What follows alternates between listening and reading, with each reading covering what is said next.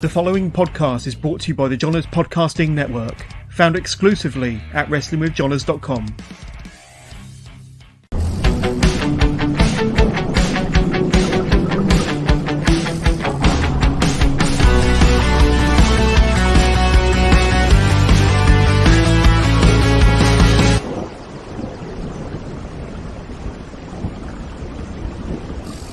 Hello and welcome to another episode of Wrestling with Johners. We are live, of course, across Twitch, Facebook Live and YouTube. This is episode 268 and another wonderful Monday evening where I got a fantastic guest. Last week it was Joseph Connors. Today I got one of the best the UK has to offer in 2022, Elijah. Elijah, thank you so much for coming on the Wrestling with Johners podcast. How you doing, my friend? I'm good, thank you. Always good to see you, Jonas. Absolutely. Likewise. We've bumped into each other a few times over the last 12 months or so. Most notably, I think Slam Masters and No Mercy Wrestling, some great South Wales companies there. And straight off the bat, South Wales seems to be a really hotbed at the moment for fantastic groups, fantastic professional wrestling, and some great talents. Some that have been in the business for a few years, and some great up-and-coming talent that may have only come on the scene the last year or two. But give us your insight into the scene in South Wales, because from everything I've seen over the last 6 to 8 months, it's blisteringly hot. Yeah, I think you hit the nail on the head with that straight off the bat. It's been nice having you over the bridge with us a couple of times.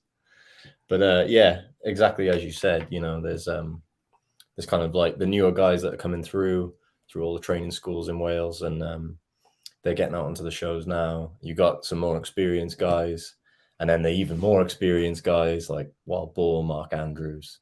And yeah, there's promotions popping up all over the place at the moment in Wales, and it feels like the place to be again. It was like it before, and it kind of went a bit quiet after the pandemic. But yeah, feels like things are getting back on track in Wales, and lots of places to see wrestling, lots of places to wrestle, and I love it. Yeah, absolutely. And as you mentioned, I've been across the bridge many times. The Slam Masters, Progress have performed in the Tram Shed a couple of times, and TNT as well over Clash weekends, and No Mercy Wrestling. Been very, very impressed with the product. And I think I've probably been across the bridge to watch wrestling in South Wales more than I have pretty much any other part of the country in the last 6 to 8 months. It's been absolutely fantastic. I would say some of the talent, and I've had Wild Boar and Mike Bird on this show over recent months. Amazing. So it's great to get you on the show as well to give us your perspective on how things are going in the Welsh wrestling scene. And I know Harrison Bennett is doing some great things, James Ellis, and so many other fantastic talents that are coming through, breaking through that scene. And we mentioned a bit, we spoke a bit off air about you're involved with New Wave, Academy New Wave Wrestling in South Wales. And that's led by Brendan White, isn't it? Bronco Brendan White. So tell us a bit about your involvement there, because that's another group, another great breeding ground for some fantastic talent that's bursting onto the scene. Yeah, definitely. Brendan's the man, and we all owe him a lot at the moment in kind of South Wales, and just the training that's on offer is unbelievable, really. Yeah. We got Wild Boar, Danny Jones, Brendan, and yeah, it's just a good group of people to be training with. You got guys like myself, Splits McPins, Nico Angelo, like you said, Harrison Bennett. Like, it's just such a good bunch of talented wrestlers. And then we've got this new crop of talent all coming in, learning, and kind of like we said, just starting to get on shows as well. And it's just a wicked environment. Like, you go there to train, but it's so much fun. And we're all kind of building each other up and hyping each other up all the time, and it's just, yeah, love it there. Absolutely love it. Got a wicked facility that we share with like an MMA gym, so just an awesome place to be. Absolutely. I think I've got Brendan White coming on the show in 2023, and I know Aluna Blue is one of the trainees over there, and I've got Aluna Blue coming on the show in December as one of my December guests. So really taking a deep dive into kind of that pocket of wrestling and fantastic talent in the groups in South Wales. But for anybody watching at home, live across YouTube, Twitch, Facebook Live, you want to get in touch, you want to be part of the conversation, please do so. Send your questions through for Elijah, or any questions you might have for the show, using your chosen device. They'll ping through to us, and we'll do our very best to bring them up live on screen and to answer them during the course of this broadcast. This fantastic interview with Elijah. And another thing we spoke a bit off air about, what a fantastic 12 months or so it's been for you, Elijah. And I know that we met at one of the first shows back in 2021 in Nottingham, Wrestle Carnival. And I think you were one of my first ever interviewees when I was doing my very first backstage interview stint for Wrestle Carnival. And I've done many since, and I've interviewed you a couple of times since. But the last 12 months or so, certainly since UK wrestling has come back onto the scene, Elijah, and for yourself, it's been a whirlwind, hasn't it? And I think that many could be mistaken for not knowing too much about you before the pandemic, before wrestling came back in 2021. But since 2021 and everything's reopened again, you've been pretty much everywhere, getting a lot of exposure, doing some really cool things. In a nutshell, give us your kind of experience of the last 12 to 14 months, because it's been pretty wild, hasn't it? Yeah, I think what you said is right. It's felt like a bit of a whirlwind, really. But yeah, I feel like the time off was good to just kind of take stock and see where I was at, and if there was anything I needed to work on in my kind of like wrestling game and how I'm presenting myself, both to fans and to promoters, really.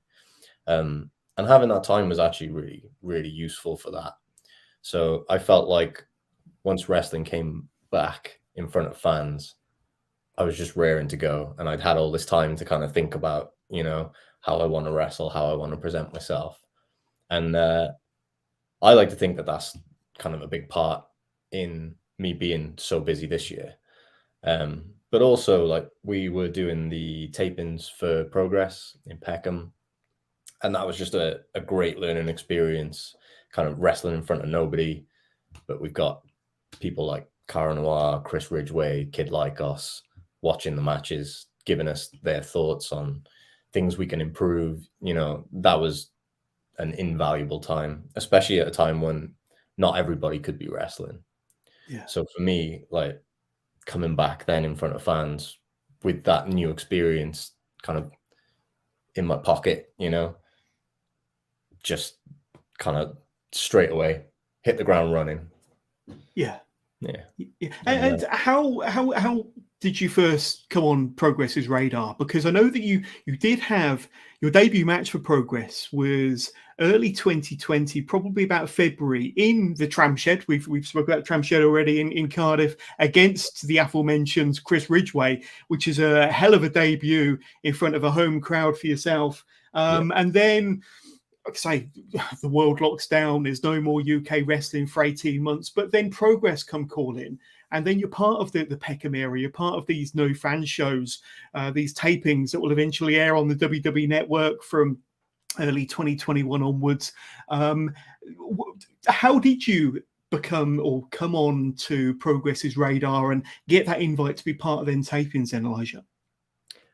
I've got to be honest, I'm not 100% sure. I'd like to think I was just right place, right time, or doing the right thing to kind of catch somebody's eye. But like you said, my first match for Progress was in the Tram Shed, so it was a hometown show for me. Yeah, a card that had a fair bit of Welsh talent on it. So I like to think I just got a great opportunity and took it and ran with it and wrestled Chris Ridgeway, who's someone I've wrestled quite a lot since then, and I feel like every time I get in the ring with him, that just makes me better and better every time. I had that debut match, and then it was kind of not long after that the pandemic hit and wrestling stopped. So who knows what would have been the plan from there, but I'm glad that I then got the call and I got to do Natural Progression series in the tapings, and I was kind of part of that first Progress tapings show. Was just a cool experience for me. So yeah. And just to list off some of your opponents during them tapings and during your Peckham era experience, you mentioned the Natural Progression tournament, which you were a part of. You had matches against Gene Money, Danny Black, some fantastic matches against Ethan Allen. I think you even acknowledged that on your socials, that was a great series of matches you had with Ethan Allen. You had the original match with Crowley, which was fantastic, and in my opinion, one of the best matches from the Peckham era was yourself and Crowley. And of course, you faced Cara Noir for the Progress World Championship during them tapings. So, you mentioned that during them tapings, you get watched by people like Cara Noir and Chris Ridgeway off to the side. Getting to face Cara for the world title must have been a blast. But just some of them names and some of them matches that I mentioned, and in particular the world title experience, must have been a great thrill for you at the time. Oh, definitely. It was unreal, to be honest. And we'd get kind of like told a couple of days before we arrived for tapings what we were doing. And, you get an email through and it says, you're wrestling Cara Noir. Yeah. It's like... But you had to read it a couple of times just to make sure. Yeah, exactly. Double take. But yeah, like you said, everybody you've mentioned, they're incredible wrestlers and had such a good time wrestling them all. Ethan Allen in particular, unfortunately, he spent most of this year injured, but as soon as he's back, he's someone I definitely want to wrestle again. We've had 2. Let's make that a best out of 3, definitely. Yeah. I love being in the ring with him. Just he's just a machine, and he pushes you throughout the whole match to just be the best you can. And incredible opponent. And as you said, Cara Noir for the title, that's mind-blowing stuff, and something I never ever thought that I would be doing. So, especially someone like Cara Noir, when they're making that entrance and it's so big and it just feels special, and just being in that ring and watching him come out with that Progress title around his neck, before we'd even locked up. Sends chills. Absolutely. And we mentioned Ridgeway there as well, and your debut match for Progress was against Ridgeway in the Tram Shed early 2020, and you faced him again quite recently, haven't you, within the last few months for Modern Nomad, if I'm not mistaken? Yeah. So how was that experience compared to the one 2 years earlier? I'm guessing that for yourself, certainly, you may have been able to enjoy the match maybe a bit more second time round, and he may have encountered maybe a slightly different Elijah to a couple of years earlier. Tell us about the differences in those 2 matches, would you say? Yeah, definitely. I think I was quite nervous for that first one, not just because it was my Progress debut, but first time wrestling Chris as well. Yeah. And Chris is incredible, So, I'd say I was definitely more confident in the more recent one. But I've wrestled Chris a few times, and I feel like every time I get in there with him, it's a different match. You know what I mean? It's not like we go in and we're kind of, we did this last time, let's do something like that. It's always different. And Chris is, obviously spending time in Japan with Pro Wrestling Noah. So every time he comes back, he's got some new tricks. He's got some new moves to try out. And it's just different every time.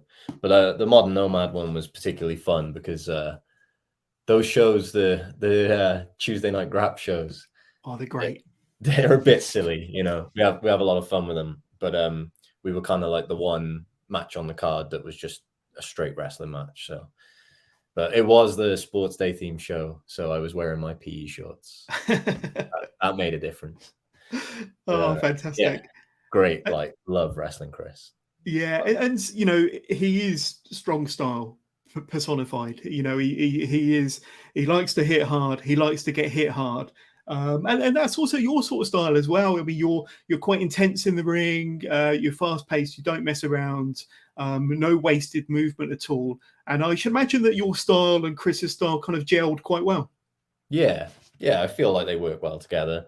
Like you said, Chris is very hard hitting, which is I don't know if I'd put myself in that league, but I definitely like to try. And for me, a lot of movement is cool. So yeah, it's an interesting combination when me and him wrestle, definitely.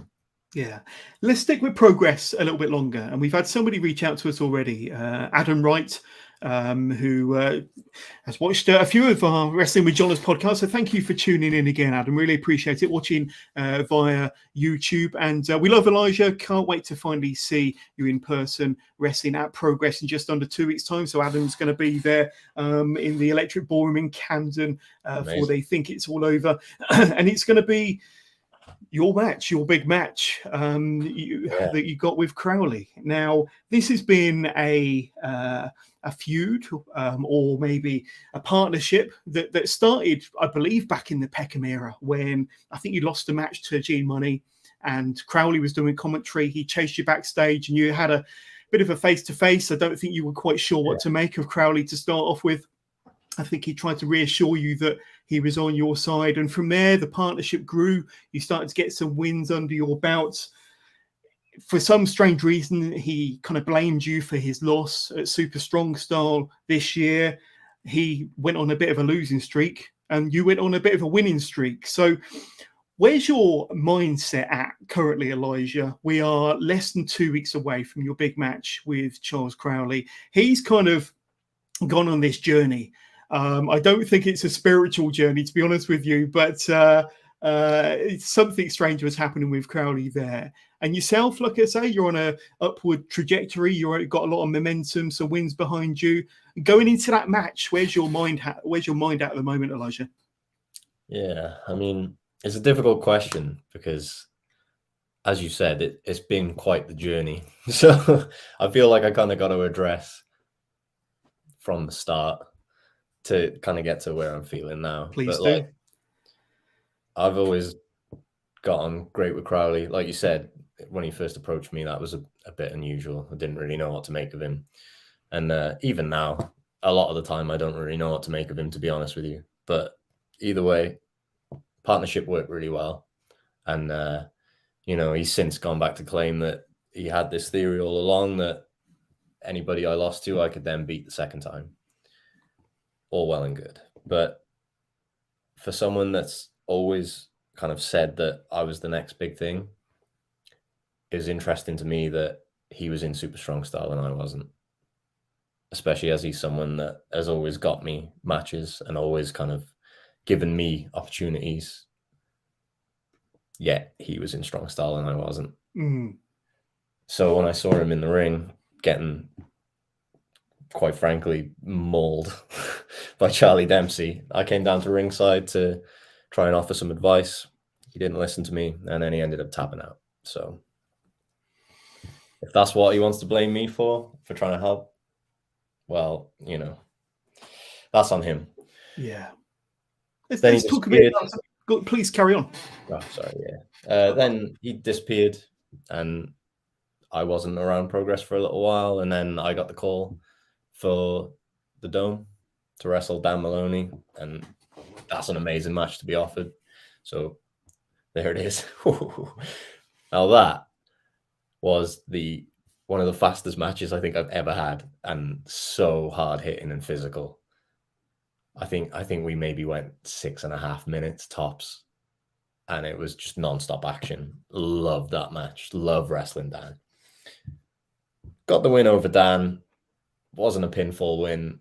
A little bit controversial, but I got the win over Dan. Wrestled Tom Dawkins. Got the win over Tom Dawkins. And now Crowley wants to come back and be my friend again. And I'm just starting to feel like every opportunity that he's given me is to benefit himself.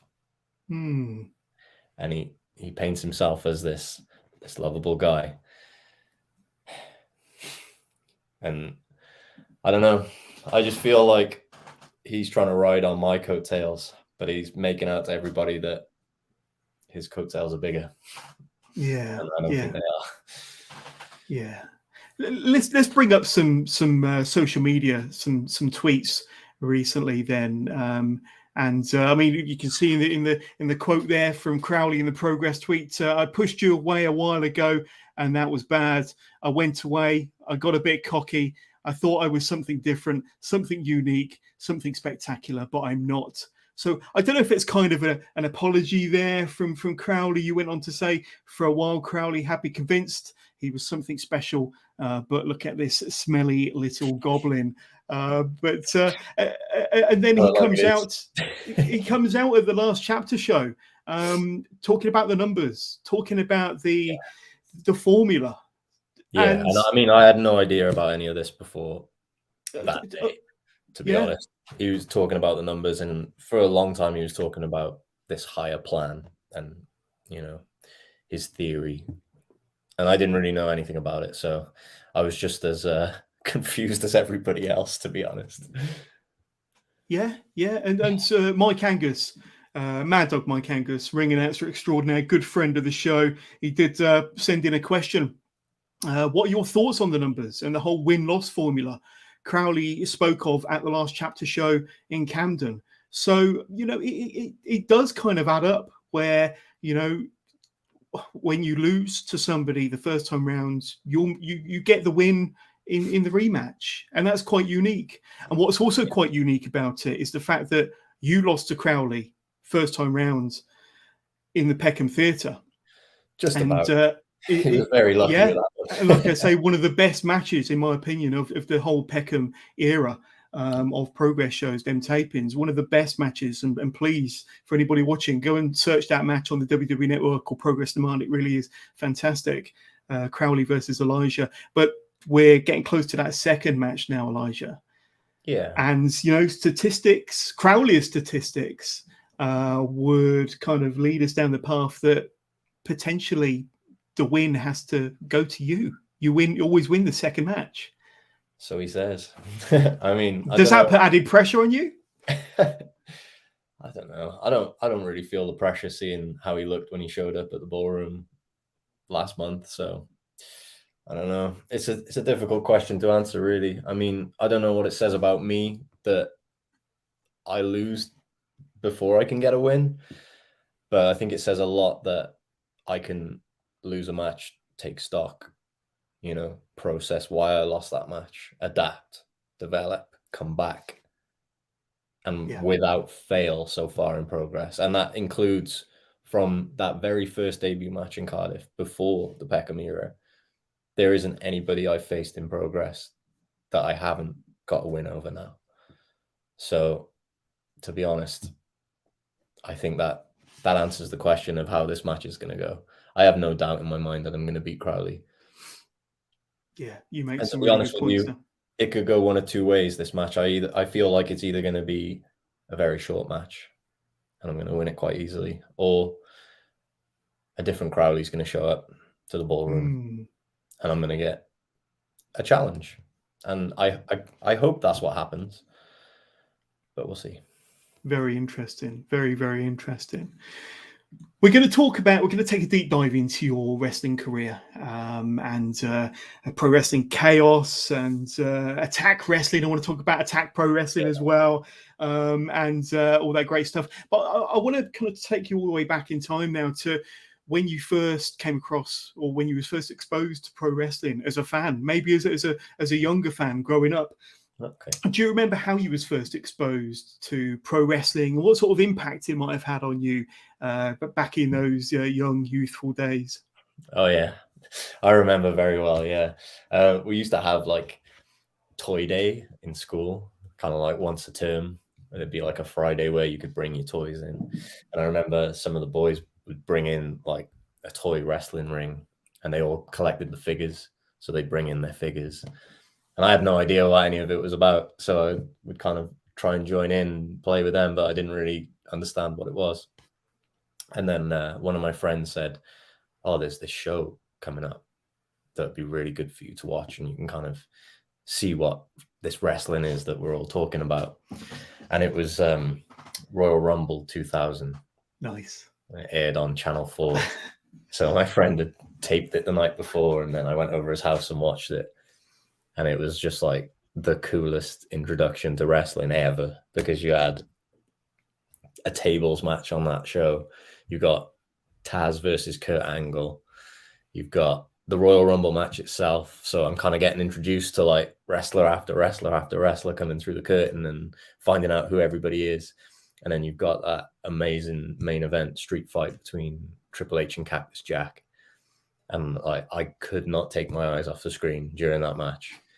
I still watch it all the time. I think I actually tweeted about it a couple of days ago. What a great introduction to pro wrestling. What a great introduction to pro wrestling as a fan. Yeah, amazing. And that was it. Just hooked from then. Just fully involved. Yeah. Yeah, totally. And how did your kind of wrestling fandom kind of develop over time? Did you learn about new promotions? Did you start going to shows yourself? Not for a very long time. I kind of very much just, I would watch the pay-per-views. I wasn't kind of watching like weekly TV. I would just tape the pay-per-views that came on Sky Sports every month and watch those. And then I kind of stopped watching for a little while. And it wasn't until I went to university, so it must have been about, let's say 2009, I think it was, I started watching again and got into it very quickly. Didn't really kind of explore much outside of WWE until I got involved in wrestling and started training. And then I kind of like broadened my horizons and started watching some other promotions. And yeah, it's just kind of developed massively from there. Yeah. And how did you kind of make that transition from being a fan to one day having that kind of light bulb moment or that moment of inspiration, thinking, I'd like to try this myself. I'd like to don the tights or find a training school. What was that switch? I mean, had it been a desire of yours for a while, or was it kind of something that came all of a sudden? How did that kind of transition, that switch happen? It's kind of a bit of both, because it's something I was toying with for a while, and I was kind of like looking online, you know, the classic, where's a wrestling school near me? And it was just kind of like an idea. Do you know what I mean? I don't think I was ever really committed to actually doing it. And then it was actually a night out in a pub with LK Mezinger, who I went to university with. And he said, there's this school that I found in Newport that teaches wrestling. Do you want to go tomorrow? And it was, you know, that classic thing, 3 or 4 beers deep. You're like, this is the best idea ever. Of course we're going to do that. That sounds amazing. And then, yeah, the next morning we kind of woke up early, and I remember texting him like, are we actually doing this? Should we go do it? And we went and did it. And we were back the next week and the week after that and the week after that. And then, you know, the rest is kind of history from there. We just didn't stop. So yeah, it was kind of just a drunk conversation at the pub, to be honest, that just led us into it. Yeah. And I'm assuming that you're referring to Dragon Pro Academy? Yeah, it was Dragon Pro at the time. Yeah, it's now New Breed, of course. But tell us about stepping through them doors on day one. Obviously, you didn't have the encouragement of a few beers inside you when you kind of made that brave step through them doors. But did you adapt well? And you know, they clearly put you through your paces. But was it something you enjoyed straight away? And who were some of the guys that are coming up in the business with you at the time? Yeah, they put us through our paces, yes, but I've kind of always had a bit of an athletic background anyway. I've always kind of been in the gym and doing bits and bobs of sport and whatnot. So I felt like I took to it quite well, to be honest. Like, I enjoyed the first session. It felt like a hard workout, but I enjoyed it. But yeah, we walked through the doors, and it was Mike Bird taking the first session. But this was back when Mike Bird had a crazy big ginger mullet. So it was, I walked in and I was like, yeah, this is definitely the wrestling school. Yeah. Just a surreal experience, because you just cannot know what to expect when you walk through the doors of a wrestling school, to be honest, as much as you kind of build it up in your head. I think I remember kind of in the morning before watching an episode of WWE Tough Enough, just to kind of be like, okay, what am I in for here? And yeah, it was amazing. So obviously Mike Bird taking the session, and then you had guys like Danny Jones, Brendan White, Spliss McPins was there, obviously LK. I'm trying to think of others. That's a good bunch right there. Yeah, I think not long after then, it was maybe a couple of weeks after that, Harrison Bennett showed up. So yeah, good bunch. Good Absolutely. bunch. Yeah, and like I say, even before that, I mean, Dragon Pro has put many a great athlete and pro wrestler through their paces, and they've created so many top names. And like I say, you've seen them on the scene in 2022, of course. And your first year was 2016, is that right? That's kind of when you started training, when you first broke into the business? Yeah, I'd say so. I kind of started training late 2015, and then 2016, kind of tail end of 2016 was when I started having matches then. Yeah, and I mean, I might be fast forwarding a little bit here, but by the end of 2016, I mean, through 2016, you wrestled mostly for Dragon Pro, and then by the end of 2016, you were branching out a bit. Attack Pro Wrestling, Pro Wrestling Chaos. I think you had a match with Pro Wrestling Chaos before the end of the year. You even had a match. You went over to Belgium and had a match in Belgium before the end of 2016. So Yeah, by the end of your first full year, you kind of, spread your wings a little bit, branched out quite a bit, was having a lot of fun. And like I say, a few good companies there under your belt, including a trip over to Belgium. That's pretty cool. Yeah, it definitely felt like I was very lucky early on.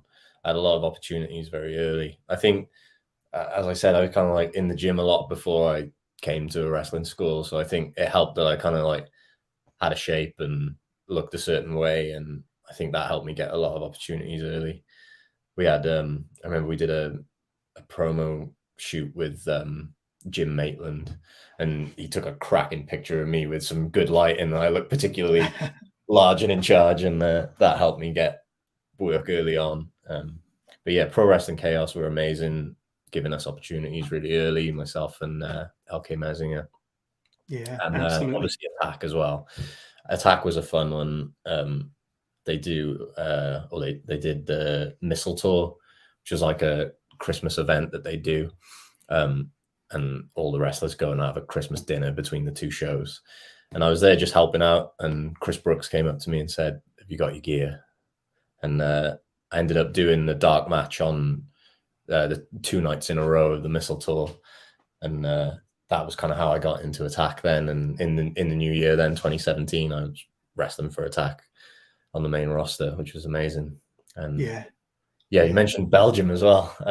Belgium was cool. Great opportunity in your first really full early year. on. Yeah, strange one, but it's actually a wrestling school out there in Belgium, and they had a big show that they were running, their end of year show, and they had like a rumble, and there was opportunities for a couple of matches as well. So we ended up driving there. So it was like, it must have been a good like 12-hour drive there. Got there just as the show was starting and wrestled, did the rumble as well. And they kind of fed us, and we had a hotel. And then we got up really early in the morning, did a 12-hour drive back.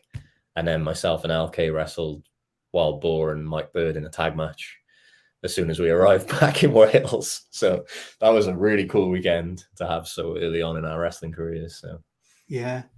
And we mentioned Attack Pro Wrestling. Now, for any recent listeners, they probably think that all I talk about is Attack Pro Wrestling. But in the 4 years of wrestling with John, as I've only ever spoke about it twice, once with Mike Bird, once with Wild Boar, all in recent kind of history. And I'm going to bring it up a third time now with Elijah, because Attack Pro Wrestling was my first experience of kind of Brit Rest, my first kind of British independent show back in late 2014. Now, of course, as a kid in the 90s, I went to see All Star Wrestling in the Town Hall in Oxford and various shows. And if ever I went to Butlins, I saw wrestling there.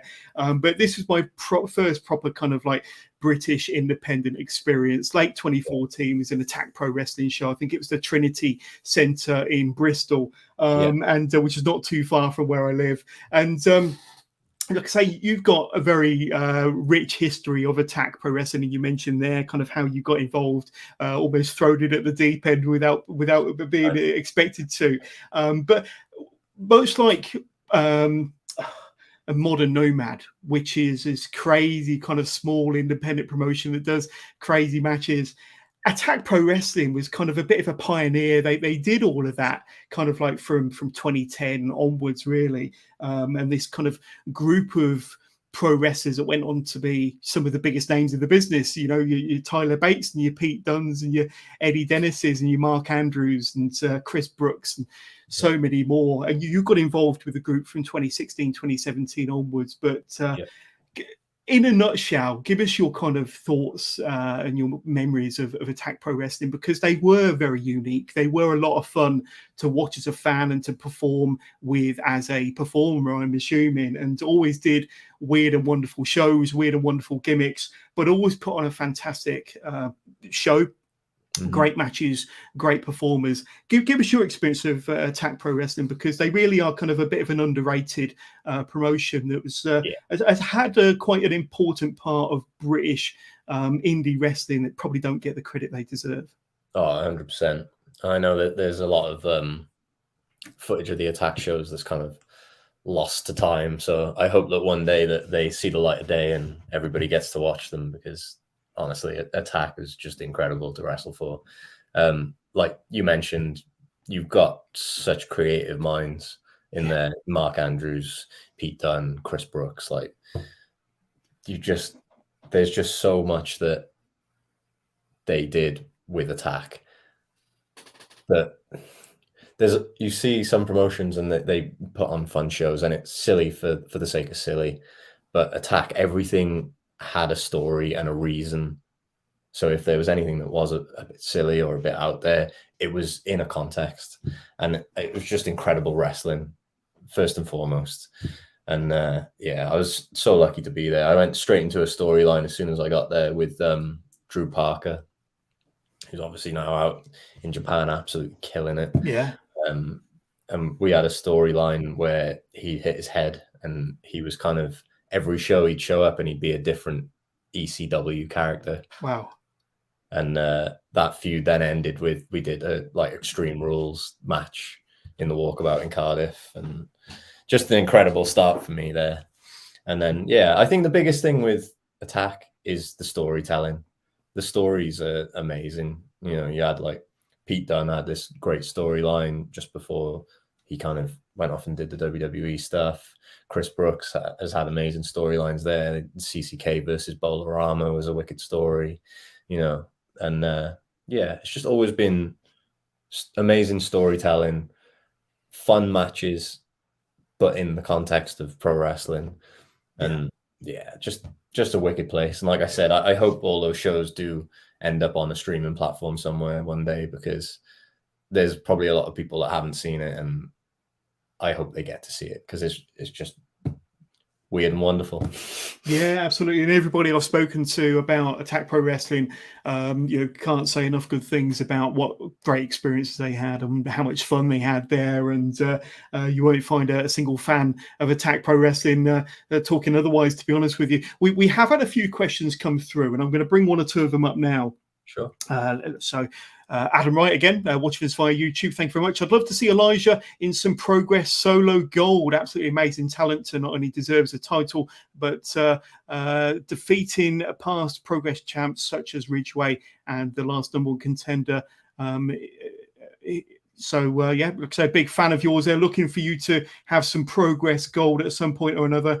I want to speak to you about a certain individual. I'm going to bring up his picture here, but we've mentioned it before, LK Mezinger, and there's obviously Sky Smiths in there, another fantastic performer doing some great stuff on the scene at the moment. But yourself and LK, you've known each other for a long time, and started training together, which is something I wasn't aware of. But going back through your history and some of your matches, and you've had a long history in the ring with LK Mezinger.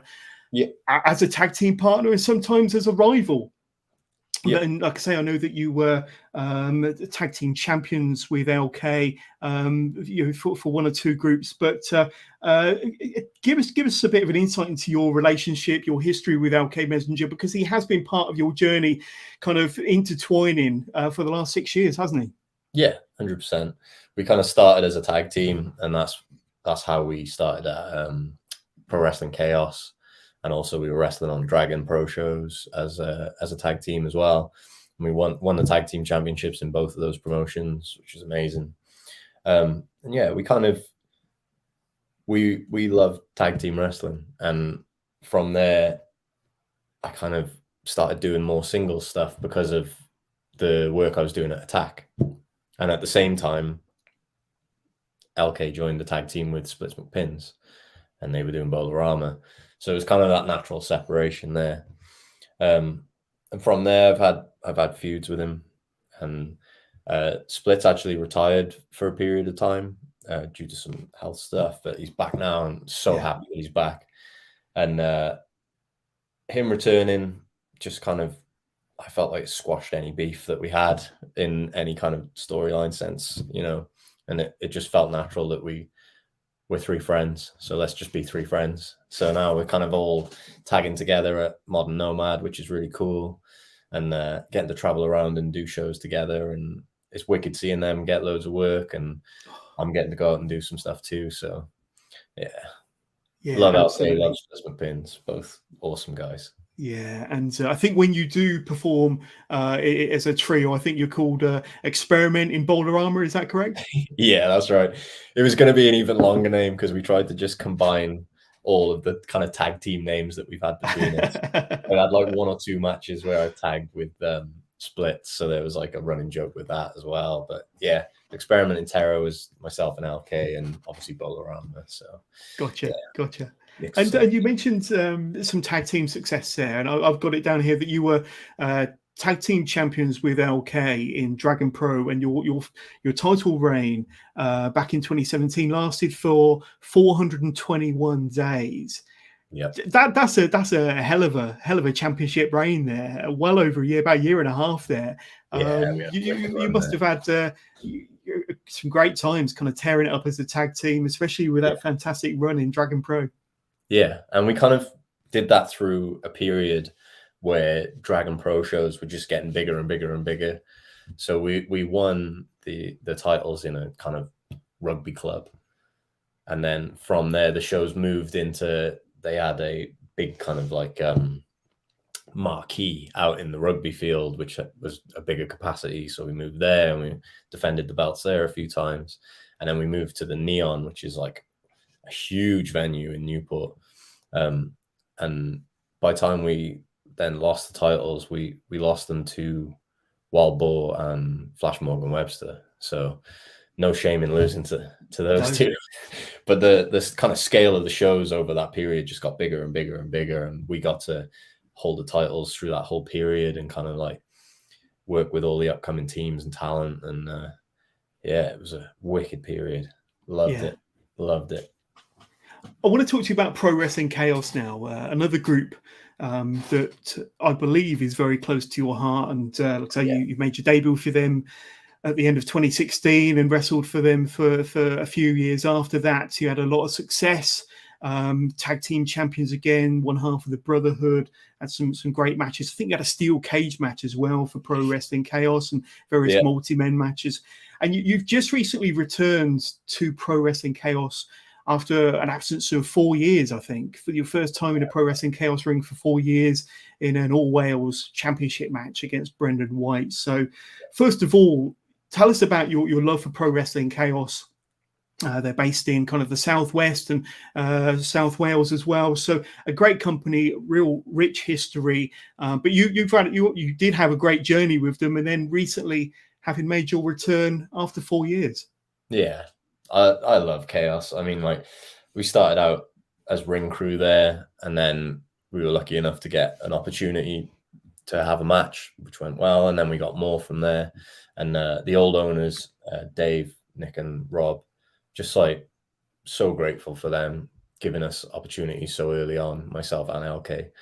And just an amazing platform. And like you said, we got to do tag matches, 6-man tag matches, singles matches, cage match. I think I had a ladder match there. We did like a big elimination tag match. We got to work with James Drake as well.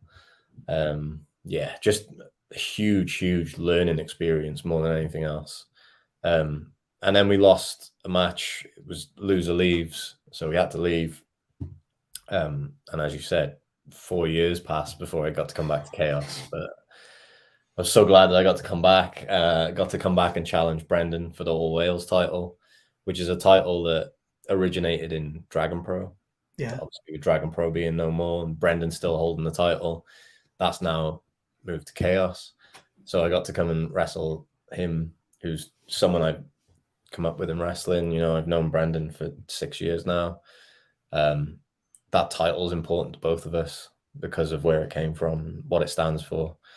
So for me, that was just an awesome experience, getting to wrestle Brendan at Chaos. Big return for me, which was nice because I went away as a bad guy and I came back as a bit of a returning hero, which was cool. And yeah, wrestling someone like Brendan for a title like the All Wales title at Chaos, that's like 3 ticks of boxes, you know, things that are just awesome to have done. And yeah, the crowd were really welcoming when I came back as well. So Yeah. fingers crossed for more at Chaos in 2023. Well, I was going to say, and like I say, don't want to kind of harp on about it, but after a 4-year absence and you had a close connection with Chaos before you went away, you must have had a lot of emotions kind of coming back into a Chaos ring in front of the fans for such an occasion as well, for the All Wales Championship, which is a prestigious title, one that you've kind of been aware of and, you know, been chasing after all these years against a fantastic opponent. So where was your mind at? You must have had a lot of different emotions leading up to that day and probably going through the curtain. Yeah, it was one of those, you know, it was whatever booking I had coming up on that weekend. I was thinking about the match with Brendan in 3 or 4 weeks' time. You know, everything I was doing in the ring, I was thinking, how can I apply this when I wrestle Brendan? So it was always there in the back of my mind for the good month leading up to it. And there was some back and forth with some promos, and that kind of lit the fire even more. And yeah, just before I went through the curtain for that match, it was like you said, that rush of just all the emotion was like, oh, we're finally here, kind of thing. Yeah. And yeah, as soon as I came through the curtain, it felt like coming home. To be honest, I loved it. Yeah. I absolutely loved it. There's no feeling like that, you know.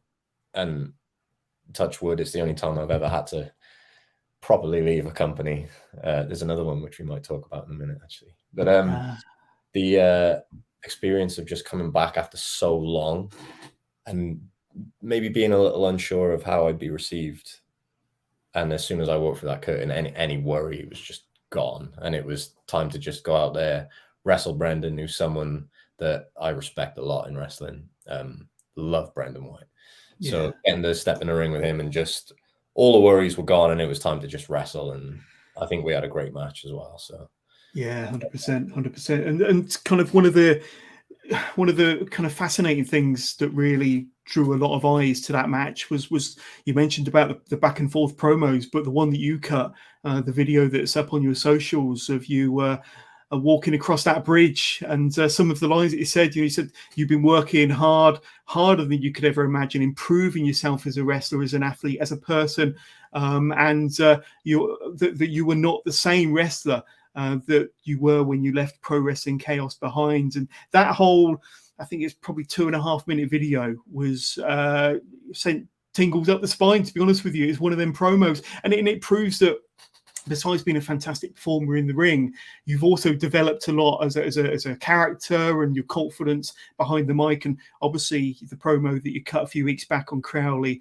in the Electric Ballroom, and but take us back to that kind of promo that you cut on the bridge, because and that video, because you were full of passion and, you know, confident in your conviction, every word that was coming out of your mouth ahead of that match against Brendan. And that a lot of them words obviously came from the heart. Yeah, oh, definitely. As soon as I kind of knew that I was going to talk about that match before it happened, I knew that I had to go to kind of where it began to do it, because it just felt right because of that journey that me and Brendan have both been on. As I said, we both started training at very similar times. So our journeys have they've both gone different ways, but we started at the same time and we've always kind of been parallel to each other. So I went to Newport. I actually went there really, really early in the morning because I didn't want there to be anyone around. I just wanted to be undisturbed. And I just kind of walked around for a bit before I spoke on the camera. And I kind of went to the old venue that I talked about, the rugby club. And then across the road is the bigger venue that we were running in. And then further down the road from that was kind of like a bridge that we'd always drive past on the way to training. And it just kind of brought back all those memories of starting wrestling. And then it just felt right from there to just like you said, talk from the heart about how I actually felt about the situation. And yeah, I'm proud of that promo, to be honest, because I think it comes across as, you know, all the time and work that myself and Brendan both put in kind of led us to that moment. And it did feel special to be in that match, and it felt special to be able to talk about that match. And yeah, very proud of that work, both as a wrestling match and as a promo, to be honest.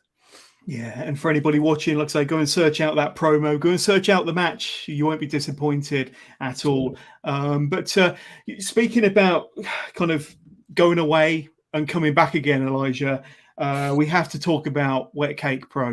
And both you and I were there earlier on this year, July, crikey. And there we go. The wives' favourite, Elijah, going up against Tommy Shithead Kyle.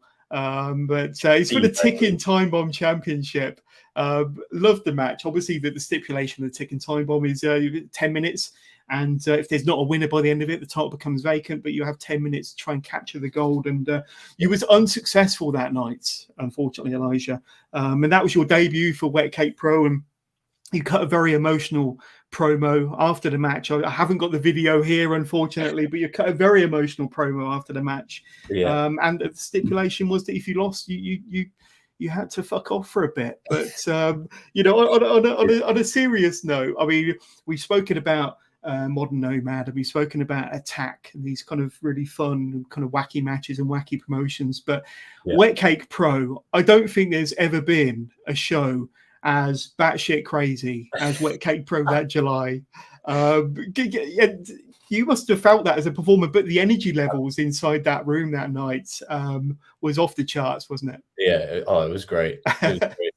I don't know how much you know about the kind of like backstory of Wet Cake, but a little bit. Yeah, essentially it's Hustle Malone and guys like Tim Lee and that kind of lot from used to wrestle for Hope and Sacrifice Pro. Yeah. And they just kind of like Hustle Malone started making these graphics, and they just have ridiculous characters on mental show names, you know, and it was just kind of a meme account, really. And every time a graphic would go up, you kind of have a laugh about it, and that was that. But then he approached us and said, what if we just do a show?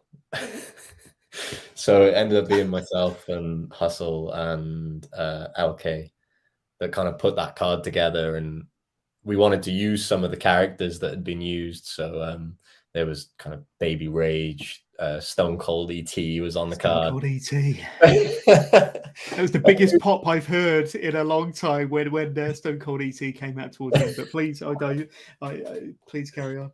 Yeah, but yeah, it was just kind of like we got to do one as a one-off. So yeah, it was fun. But I enjoyed what I did because although it was a one-off, I got to kind of tell almost like a full year's storyline in the space of one night. So as you said, I lost to Tommy Kyle, had to leave, said my there we go, leaving my boots in the ring. Only one of them. Goodbyes to a crowd that I think most of the people in that room were probably seeing me for the first time. I retired, I left, and then at the end of the show, I made the run-in save for my big return to chance of welcome back. Yeah, it was a very emotional departure after an incredible 9-minute journey with Wet Cake. And like I say, you cut this fantastic promo with mini memes. Or is that Johners? No, that's mini memes. I'm not entirely sure. Backstage. And then you were back. You said, that's a look for you. Yeah. It is. I'm waiting for the invite for Wet Cake Pro 2. And I'll mix it up a little bit, but let's say a fantastic night. You saved the day. You came out and you disposed of all the bad guys. But it is available, by the way. I know that all the Sacrifice Pro shows and Wet Cake Pro, they've been put up on the Sacrifice YouTube channel, so you can watch all the shows and all the matches. You can see that Wet Cake Pro show for free. Just go to the YouTube channel. But incredible show, incredible, and their champion is a bridge. How, why, who knows? But you've got to see it to believe it. Yeah, You got to see it. It's definitely worth a watch to have a look. But yeah, take it with a pinch of salt. Absolutely, absolutely. But to be there was fantastic. I want to talk to you. We spoke a bit earlier on about Chris Ridgeway, and that one of his monikers is he's as hard as fuck, and he is strong style personified. But your wrestling style, as I said, is quite intense. There's no wasted movement. Like I say, you're not a high spot guy by any stretch of imagination, but you do show a lot of pace around that ring, very mobile. Where does this version of Elijah kind of in-ring work come from? How has it developed over the years? And how has any of your kind of move set or your in-ring style been influenced by anybody, past, present? But tell us a bit about your in-ring style. It's always a really interesting question, this one, because honestly, I don't really have an answer. Like I said, I've always been quite athletic. I used to do athletics in school. I was like a triple jumper. So wow, I've always kind of had like speed, agility, and a good leap. So, and I feel like all of that applies to my wrestling completely. I also used to play in bands a lot, and I did a lot of kind of jumping around with that. And I remember one show in particular that LK Mezinger was actually in the crowd at. I kind of, without really thinking, jumped from the floor onto this really tall speaker and landed quite gracefully. And I remember after the show him saying, like, you move like a cat, and it's just like baffling how you do it. And then I've tried to kind of apply that to some of the things that I do in the ring with regards to like evading attack and stuff like that, and kind of have that in mind. So I do like a lot of springboards and kind of like, you know, jumping off the ropes and ducking and dodging and running when I can. And yeah, I think agile and as you said, like not wasting motion is kind of something that's a big part of my wrestling. And then throwing in the strikes and being strong when I need to be. Yeah, absolutely. And like I say, it's been a fantastic 6-year career, and I think this has possibly been the best 12 months of your career so far. Do you feel like you're kind of in the form of your life, that it's the best version of Elijah we've had so far? Yeah, I think so. This year's been an interesting one, because even when you're busy, sometimes you can feel like you're not. And I've definitely had periods of kind of like self-doubt this year, but I feel like, especially in the last kind of 3 or 4 months, I've just hit a stride, and I just can't really slow that down, which is a great thing. And yeah, my confidence is up, and my ability is only getting better. I feel good, and I'm having loads of fun doing it. So for me, those are the main things. You know, if I feel good, what I'm doing looks good, and I'm having fun, then wrestling's going well for me. Yeah, absolutely. And if you were to list off some of your favorite opponents, maybe over the last 6 years, but possibly over the last year and a half, have you got any favorite opponents, or some of your favorite matches you've had in the last 12 to 18 months or so? It's a tricky one, because I always putting you on the spot here. Yeah, I always know I'm going to forget somebody as well, and then I'll feel really bad. God, in the last 12 months, every time I'm in the ring with Dan Moloney is amazing. Yeah. Love wrestling Dan. Ridgeway. I've had a few with Nico Angelo that I've really enjoyed this year. Great talent. Yeah, he's doing amazing at the moment. He's got his TNT belt at the moment, and he's doing well with that. I watched him wrestle Ace Austin, which was cool. Oh, fantastic match. Yeah. Who else? Obviously Brendan. I'd love to wrestle Brendan again soon, to be honest, because that match that we had was the first time we'd wrestled each other in almost 6 years. So we've only wrestled twice in this whole time. So I'd love another one with Brendan. Wow. Who else have I wrestled recently? Yeah, this is the problem. See, my memory's not great. I fully understand, and you've had a lot of matches against some really great opponents. Yeah. Let me just bring up another question here that came through before we went live from a good friend of the show, Richie, via Facebook. Do you have any dream matches or dream opponents you would like to face in the future? So they could be UK based, or maybe any international favourites of yours that you would love to get in the ring with at some point in the future. That's always an interesting question. Someone that I've wrestled in tag matches but never one-on-one is Kid Like Us, and I would love to wrestle Kid Like Us. I think that would be loads of fun.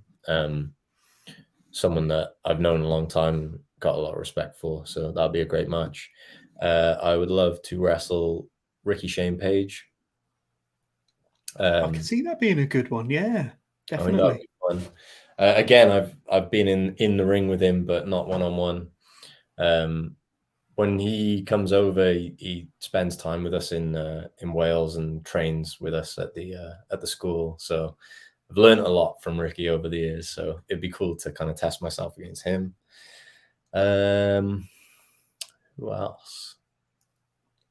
As far as like dream opponents go, it's not something I think about too often. Because I'm kind of focused on where I am and what I'm doing more than, kind of thinking of talent in the bigger companies. But yeah, who knows? Who knows with that one? But absolutely. Yeah, let's say Kid Like Us and Ricky Shane Page. Yeah, and Adam Wright's been in touch. He's thrown out a suggestion about Elijah versus Nick Wayne and Robbie X in a triple threat. That'd be pretty cool. Have you wrestled Robbie X before? He's been on the scene a number of years, and Nick Wayne has been over Wrestle for Progress a few times also. But that would be an interesting three-way, and with yourself thrown into the mix there, two high flyers, and you there to kick the shit out of them. What do you reckon? Yeah, I think that'd be a fun one. I've been in the ring with Robbie a few times, mostly in kind of scrambles and multi-man matches, and he's just such an incredible athlete. Yeah, I'd love that. And Nick Wayne's amazing as well, especially so young, unbelievable talent. Yeah, 100%. Yeah, I'd be well up for that. Absolutely. We're getting to kind of the tail end of my interview with you, Elijah. But for anybody watching that wants to know kind of what's in store for the next few weeks of Wrestling with Johners, tomorrow, as a matter of fact, Tuesday, I actually record a very special interview with this man here, another South Wales legend. I've got Exotic, Adrian Street, and Miss Linda coming onto the show. I'm actually interviewing him tomorrow, and like I did with Marty Jones and like I did with Tony St. Clair, I'll be putting that interview out in two parts, so possibly one part very soon in November and another part coming up in December, just to kind of spread the wealth there. So that's Adrian Street and Miss Linda, two legends of worldwide wrestling, not just British wrestling, coming onto the show. And then next Monday, I've got Kelly Six coming onto the show, Monday the 21st November, another amazing talent on the UK scene, really turning things up in 2022, got a very rich history, but Kelly Six will be my next live guest next Monday on Wrestling with Johners. And if I can get my graphics sorted, I've got Rob Drake coming onto the show, the King of Bedlam, Thursday the 24th, 8 p.m. Rob's just recently won the Unstoppable British Wrestling Championship up in Burnley. A few weeks ago, I was there to witness it. Younger brother of James Drake, of course, doing some great things on the UK scene, Rob Drake, and he really seems to be kind of everywhere at the moment. And then to finish off the month, I've got fantastic referee Scott Bell coming onto the show to wrap up this. Like I say, November celebrates our 4th anniversary of Wrestling with Johners. Tuesday the 29th, I'll be speaking to Scott Bell. So some great talent to kind of see through our anniversary month there. We're celebrating 4 years of Wrestling with Johners and enjoying every minute. Last week, spoke to Joseph Connors, and today with Elijah. So it doesn't really get much better. But we've had a few more comments come through just before we wrap up this show. Let's have a look, see. There's a lot of interest in your match with Crowley. Let's have a look. Alex Periods, I hope I've pronounced that correctly.